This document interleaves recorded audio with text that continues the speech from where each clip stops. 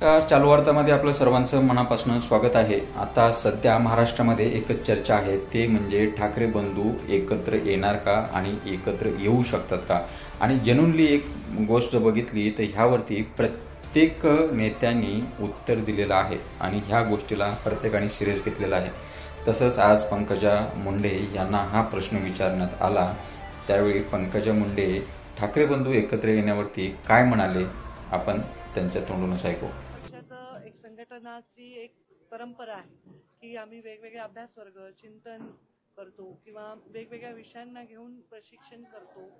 तर ह्या सगळ्या गोष्टी सौंदर्य आहे भारतीय जनता पार्टीच्या संघटनेचं आणि त्याप्रमाणे आमच्या बैठका होत असतात। त्या बैठका करून सरकार चालवायचं असतं आणि पक्षालाही तेवढाच वेळ द्यायचा असतो। अशी आमची राज्यामध्ये पाण्याची समस्या ही वाढत चालली आहे, त्या संदर्भात काही तक्रार आली आहे? आज जागतिक वसुंधरा दिन आहे। आज मी खूप सुंदर कार्यक्रम डिपार्टमेंटनी माझ्या जारी केलेला आहे।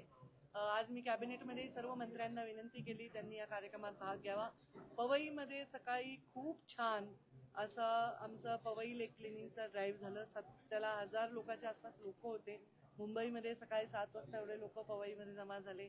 NGOज खूप सारे होते, खूप पार्टिसिपेशन चांगलं झालं।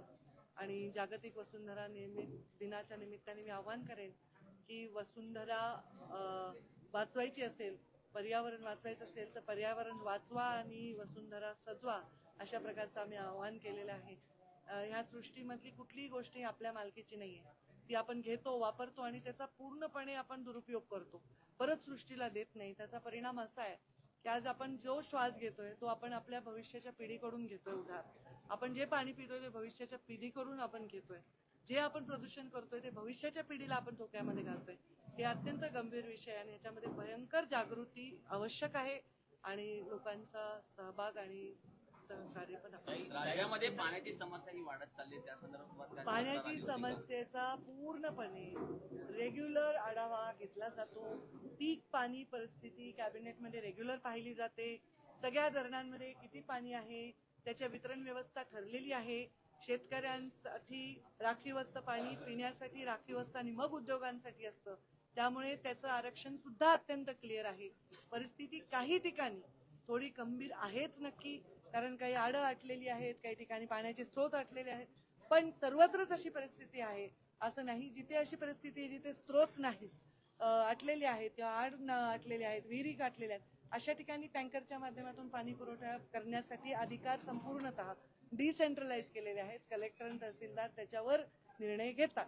तर असं सर्वत्र काय परिस्थिती याची खरी जाणीव आमच्याकडे आहे।